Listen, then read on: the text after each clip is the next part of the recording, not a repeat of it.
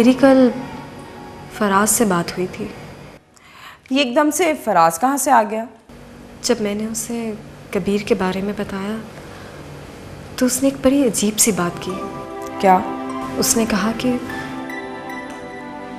मैं नाइल को इतनी जल्दी भूल गई। तो तुमने क्या जवाब दिया इस बात का? मेरे पास कोई जवाब नहीं था,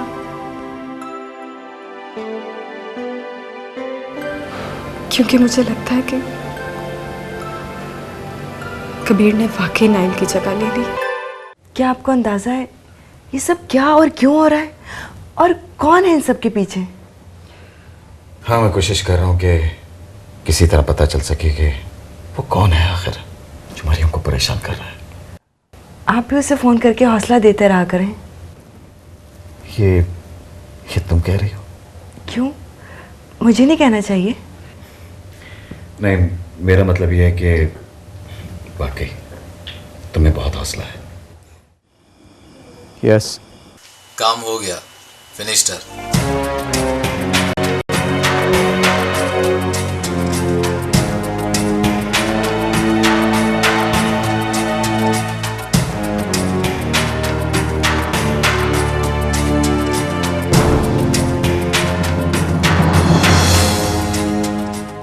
हाँ बेटा, मुझे तुमसे कुछ संजीदा बातें करनी है। जी अंकल, सब खैरियत है ना? नहीं बेटा, मुझे कुछ गड़बड़ लग रही है।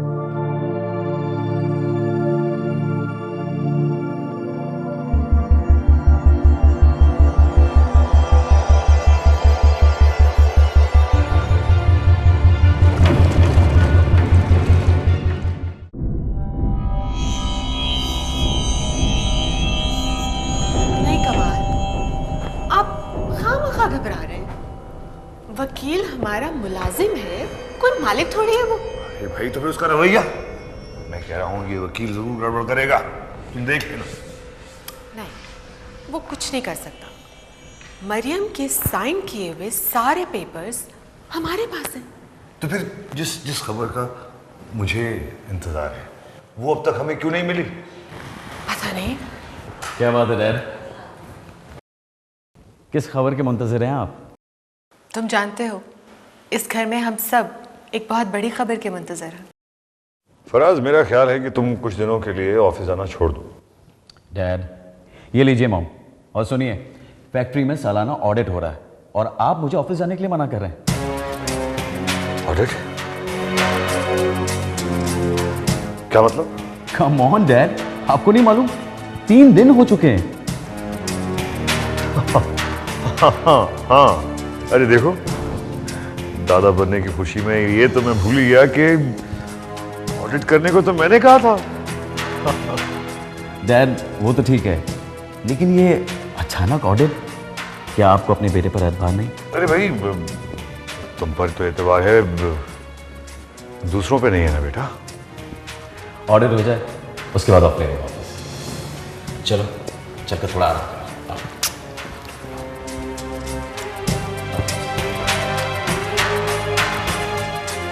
कमाल, ये ऑडिट कौन करवा रहा है?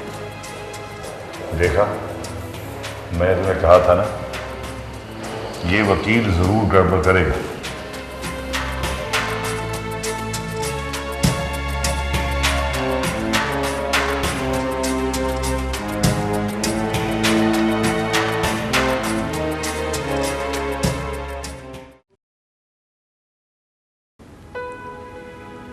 तुम उस दिन दरवाजे से वापस क्यों चले गए थे?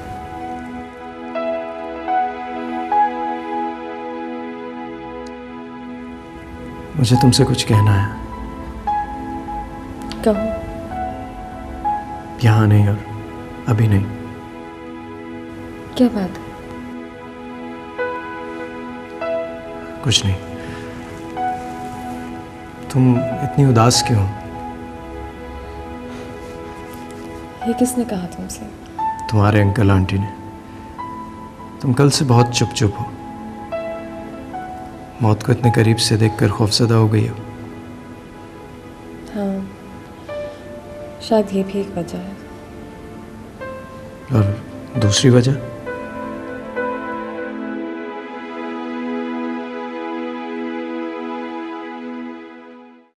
आदिल, ये मैं तुम्हारे लिए खुद बना के लाई। Thank you.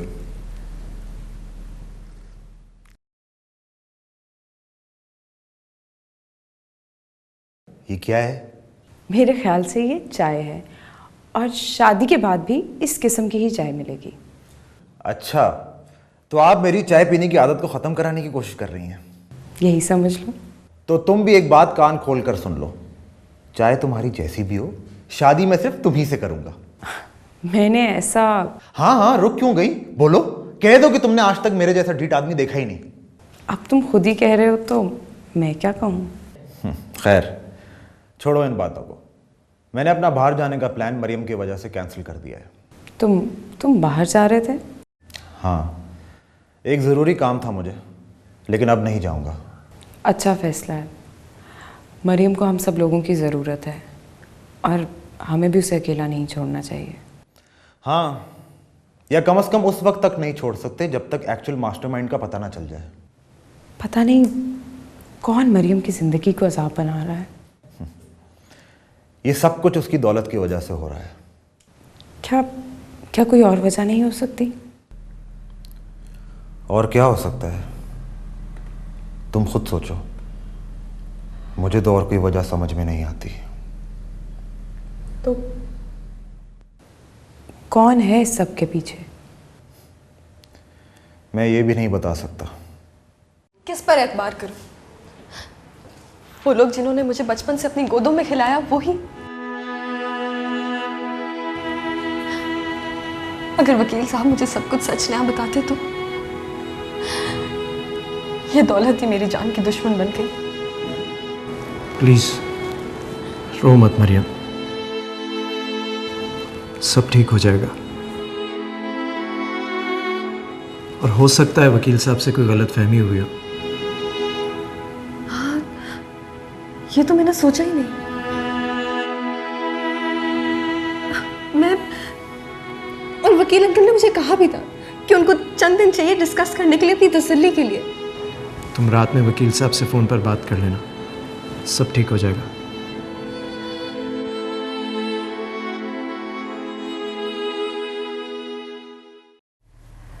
मरियम का फ़ोन आया था आज। क्या कह रही थी वो? फराज, वो बहुत अपसेट थी। उसके लिए उसके हालात और भी मुश्किल होते जा रहे हैं। यही तो प्रॉब्लम है कि वो यहाँ से बहुत दूर है। अगर यहाँ होती तो उसके लिए कुछ ना कुछ सोचा जा सकता था। जब वो यहाँ थी तब भी तो उसके लिए इतनी परेशानियाँ थी। जो भी है, जो भी उसका दुश्मन है, वो बहुत बहुत चालाक मालूम होता है। इतना चालाक कि उसने अभी तक कोई सबूत ही नहीं छोड़ा। पता नहीं वो सिर्फ मरियम को ही नुकसान पहुंचाना क्यों चाहता है। बहरहाल रात को मुझे एक पार्टी में जाना है, मेरा सूट तैयार रखना। फराज, क्या मैं आज आपके साथ पार्टी में चल सकती हूँ? ये ज़रूरी नहीं कि मैं तुम्हें अपने साथ हर वक्त रखूं। तुम्हारे लिए घर ही ठीक है, समझी?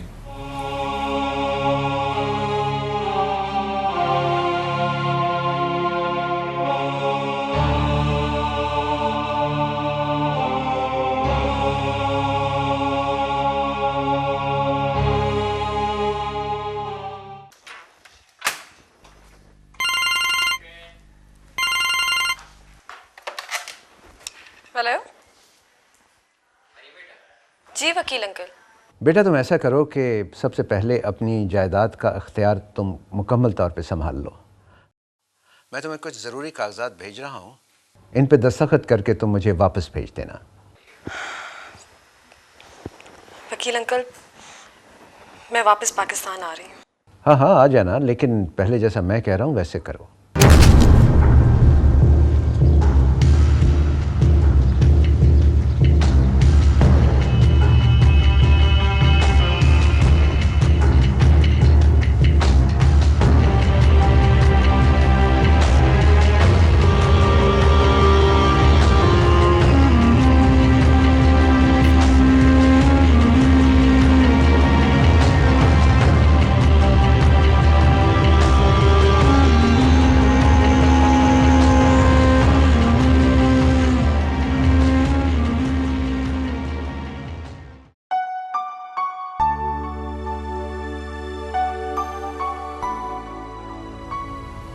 क्या बात है नाज़िया, कुछ परेशान दिख रही हो? डॉक्टर ने बात ही ऐसी की है। कुछ नहीं कहा है डॉक्टर ने, उसने सिर्फ ये बताया कि तुम्हारी बॉडी में खून की कमी हो गई है और कोई खास बात नहीं। फराज, कहीं इसका असर बच्चे पे तो? ओहो, कुछ नहीं होगा, तुम सिर्फ अपनी डाइट का ख्याल रखो और डॉक्टर ने जो एहतियात तुम्हें बताई है उस पर अमल करो, बस। थैंक्स किस बात का? अब जाके तो मुझे अपनी गलतियों का एहसास होने लगा है कि मैं तुम पर कितना जुल्म किया करता था, तुम्हें कितना टॉर्चर किया करता था, है ना? और शायद ये एहसास भी आने वाले बच्चे के लिए ही होगा। हाँ, पहले तो ऐसा ही था, लेकिन अब मुझे सिर्फ तुम्हारी फिक्र है। मैं इसके लिए अल्लाह का जितना भी शुक्र अदा करूं कम है। नाज़िया, तुमको हमारे रिश्ते से वाबस्ता वो तमाम तल्ख यादें भुला देनी चाहिए जो तुम्हें हमेशा परेशान रखा करती थी। हाँ, भूलना तो पड़ेंगी, मजबूरी जो है। और अपनी डाइट भी कंट्रोल करनी होगी, प्रॉमिस? प्रॉमिस।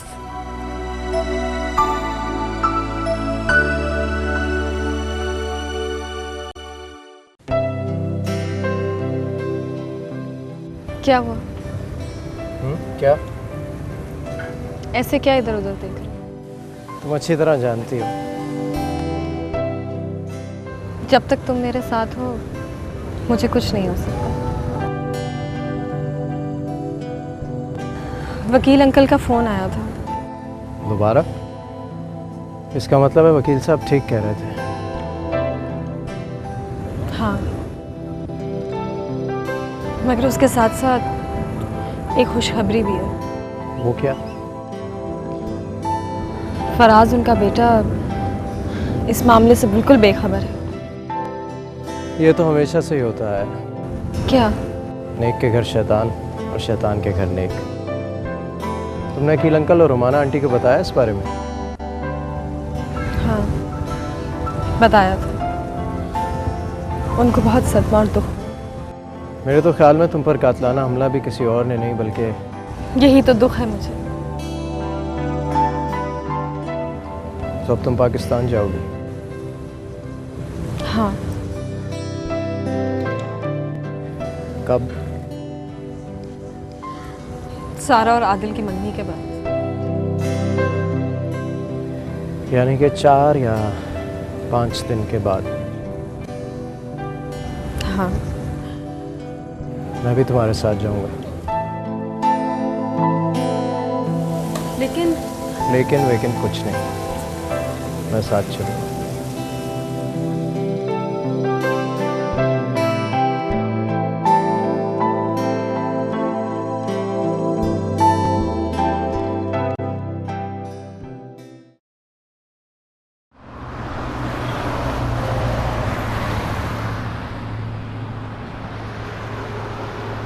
भाई देखिए, मैंने तो ये सब नहीं कहा था ना। देखिए अदनान साहब, मैं अपनी पोजीशन को क्लियर रखना चाहता हूं। अब एक काम कीजिए, दोबारा से पूरे अकाउंट्स को चेक करवाइए और ये पता लगवाइए कि आखिर ये गड़बड़ हो कहां रही है और कौन कर रहा है ये सब। जी हाँ, मुझे 1 घंटे के अंदर अंदर तमाम रिपोर्ट्स अपनी टेबल पर चाहिए। Is that clear?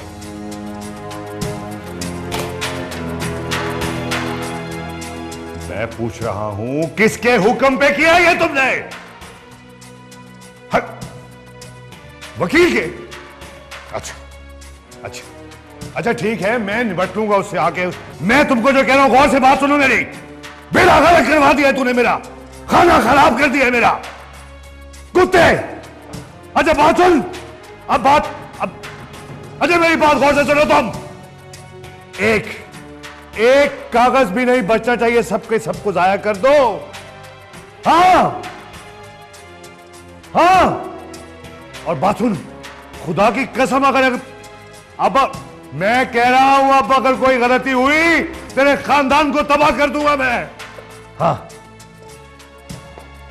आ रहा हूं, बस हर चीज का ख्याल रखना।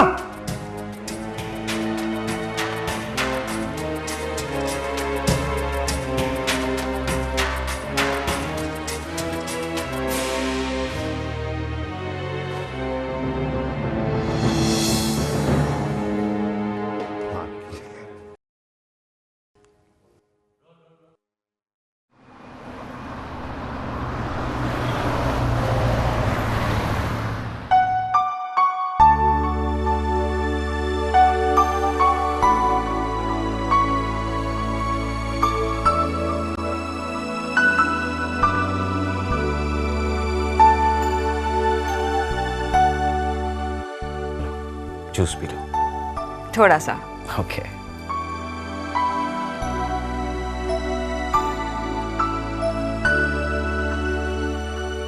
ए, चलो इसको खत्म करो। बस। पियो, मैं कह रहा हूं ना।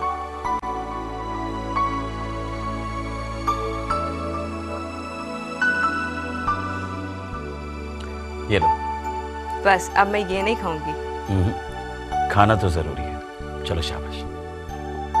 नहीं ना। बस थोड़ा सा। Come on, have it.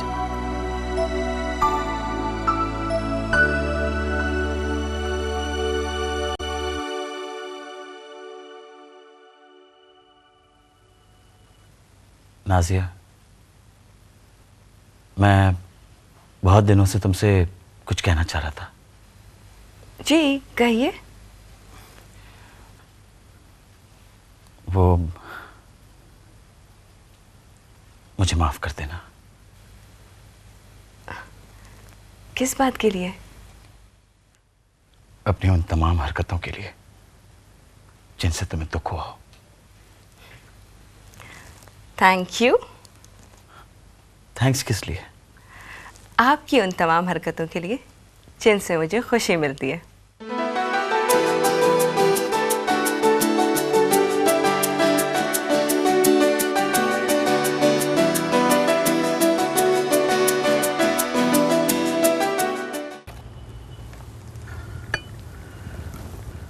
Mom, dad, आप दोनों खामोश क्यों हैं?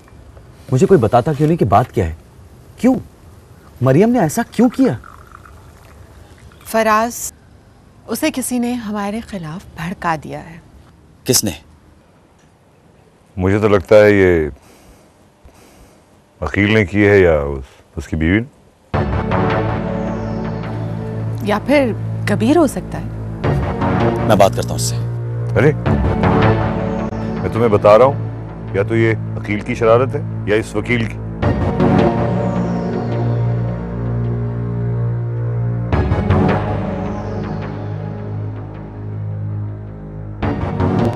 क्या बात, ऐसे क्या घूर रहा है?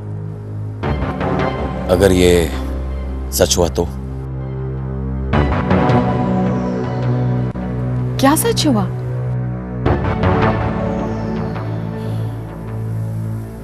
आपने फ्रॉड किया हो तब।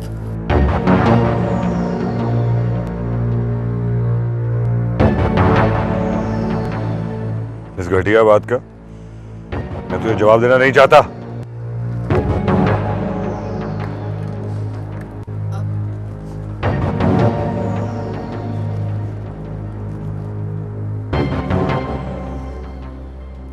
क्या जरूरत है तुम्हें इस तरह की बातें करने की?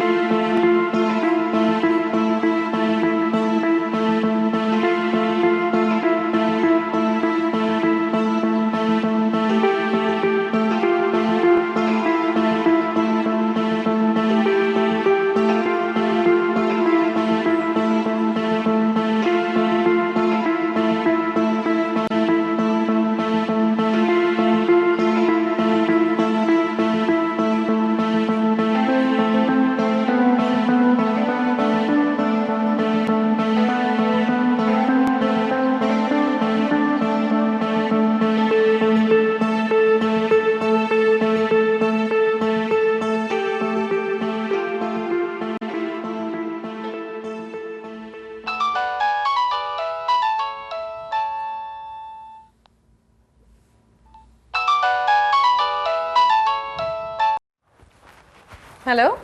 हेलो मरियम, तुम मुझसे अभी मिल सकती हो? क्या खैरियत है? कोई ख़ास बात? हाँ, बहुत ख़ास बात है। मैं तुम्हें लेने आ रहा हूँ। उस दिन की तरह फिर दरवाजे से वापस तो नहीं चले जाओगे? नहीं, मैं बस अभी थोड़ी देर में पहुँच रहा हूँ। अच्छा ठीक है।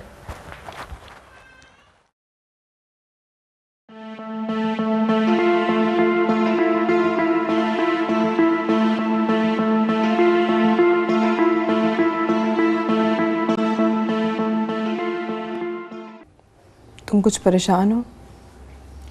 कबीर के हवाले से परेशान हूँ। क्यों? तुम उसके बारे में इतना परेशान क्यों होते हो? सारा, शायद तुम्हें अंदाज़ा नहीं है कि पूरी सिचुएशन कितनी अजीब हुई हुई है। कबीर कोई आम इंसान नहीं है। तो फिर? पता नहीं मेरी सिक्स सेंस मुझे क्या क्या कहती रहती है। आदिल, बस मुझे तो एक बात कर रहे कि मरियम फिर से कहीं उलझ ना जाए। अब उसके उलझने में और कमी रह गई है क्या? मैं तो बस ये चाहती हूँ आदिल कि मरियम को उसके चक्कर से निकाल लिया जाए। ये बहुत मुश्किल होगा, क्योंकि कबीर किसी खास प्लानिंग के जरिए मरियम के करीब हुआ है और अब वो उससे दूर हो रहा है। आदिल, कहीं ऐसा तो नहीं कि कबीर खुद किसी उलझन का शिकार हो? पता नहीं क्या मसला है।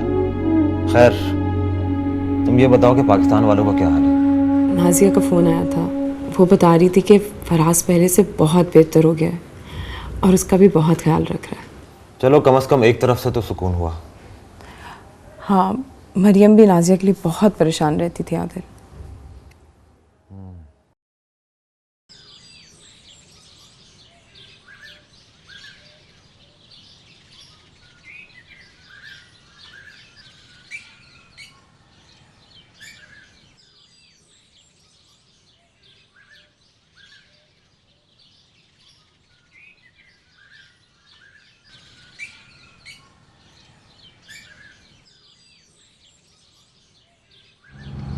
क्या बात है?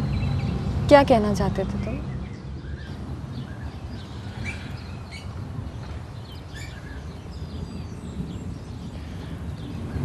देखो मरियम, ये ऐसा सच है कि शायद जिसकी कीमत में... क्या बात है? बोलो।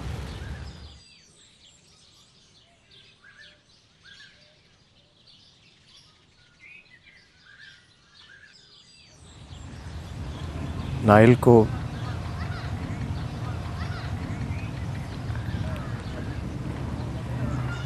मैंने मारा है।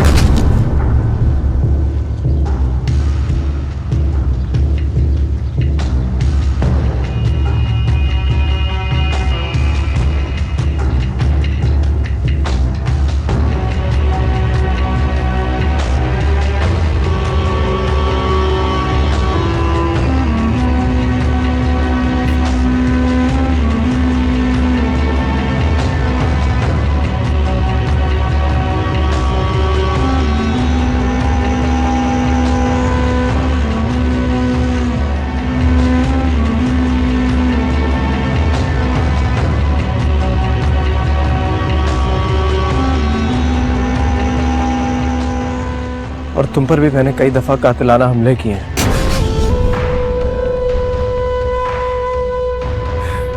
मरियम, मैं तुम्हें सब कुछ बता दूंगा।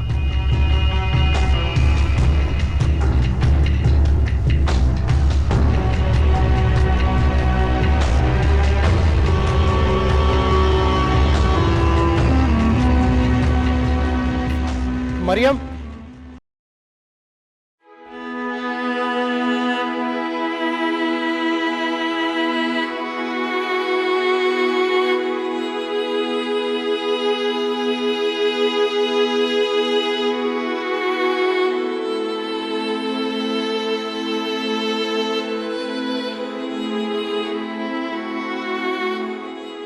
चलते चलते खो जाऊं मैं उन यादों में, उन बातों में। चाहूं मैं ये कि ना सोचूं, फिर भी गुम हूं उन बातों में। आवाज़ें यूं आए तेरी, ख्वाबों में ही सही। कह दो ना, कह दो ना।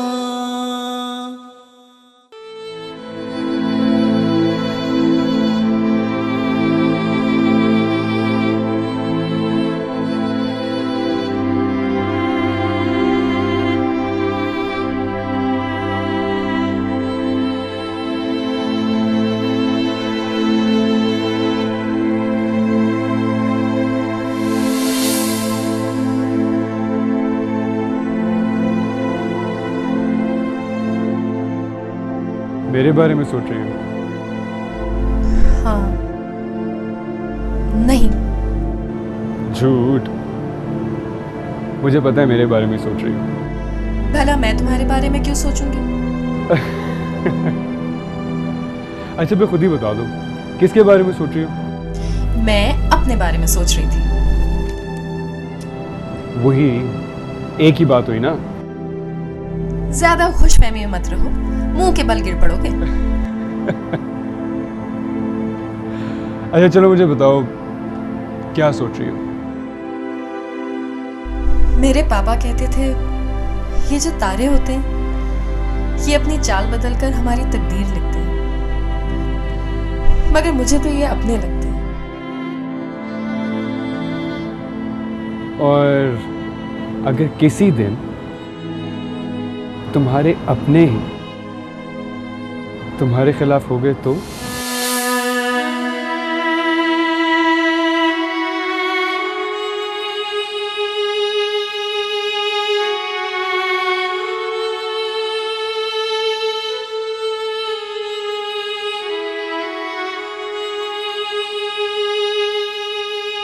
मैं तेरी शरण आए बेचारी,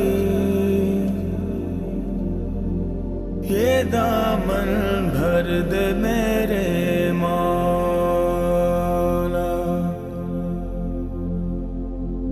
मैं तेरी शरण आए बेचारी, ये दामन भर दे मेरे मौला। मेरा न कोई सहारा है, न कोई और हमारा है। मैं जाऊं ना खाली बेचारी, ये दामन भर दे मेरे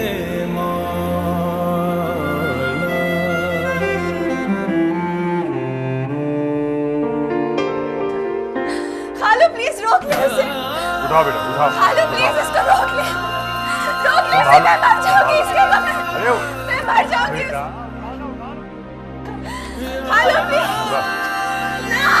संभालो इसको।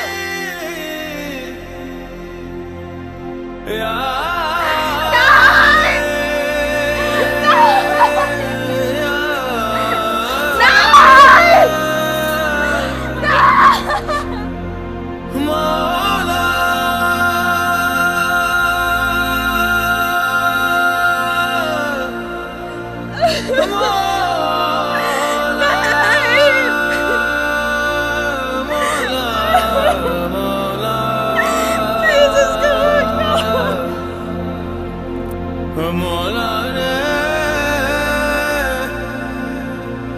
सुन ले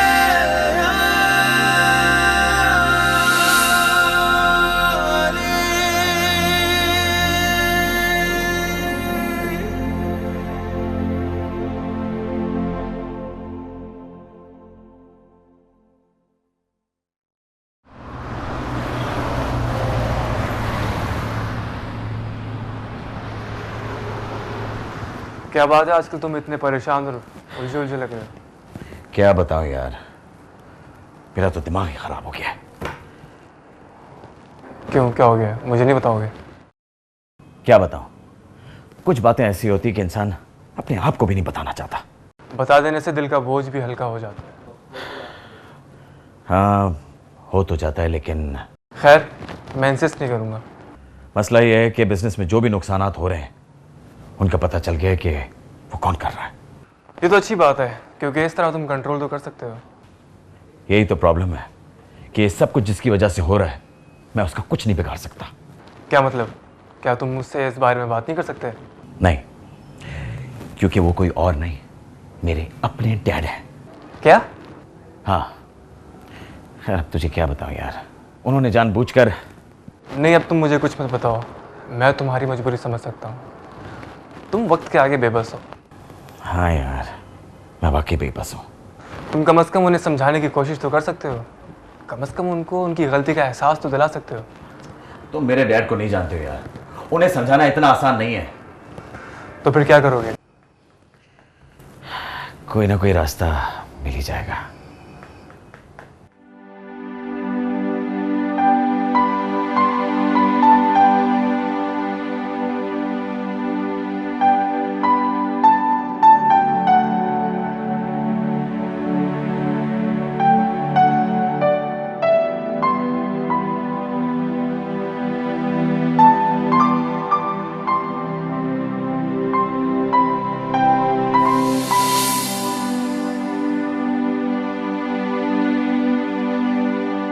लम्हों से कह दो,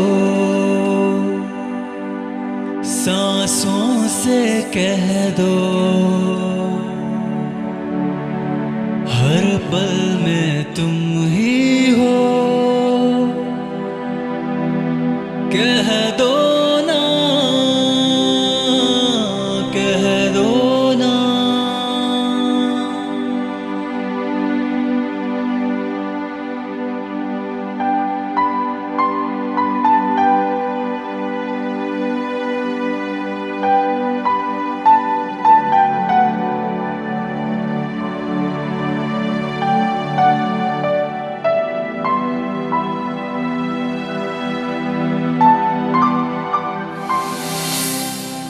तुमने कभी किसी से प्यार किया? हाँ, किया है। कौन थी वो? थी नहीं, है।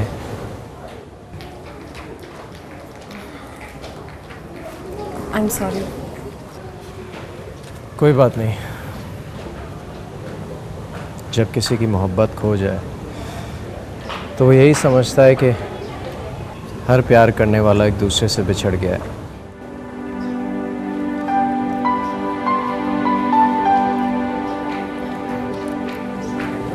अब कहाँ है? यहाँ।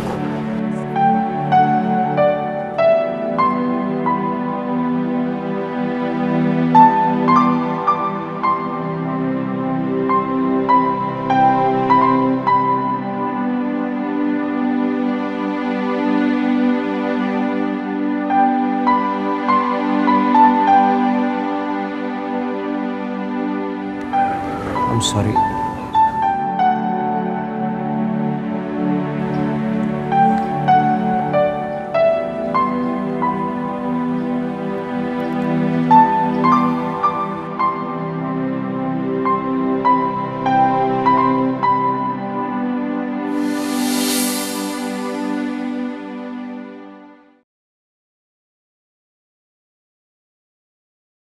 सारा, मेरी तो समझ में नहीं आ रहा कि ये सब क्यों हो गया है। नाज़िया, जब से मरीम को ये पता चला है वो तो शौक में चली गई है। उसका तो रिश्तों से एतबार ही हट गया है। वो तो होना ही था।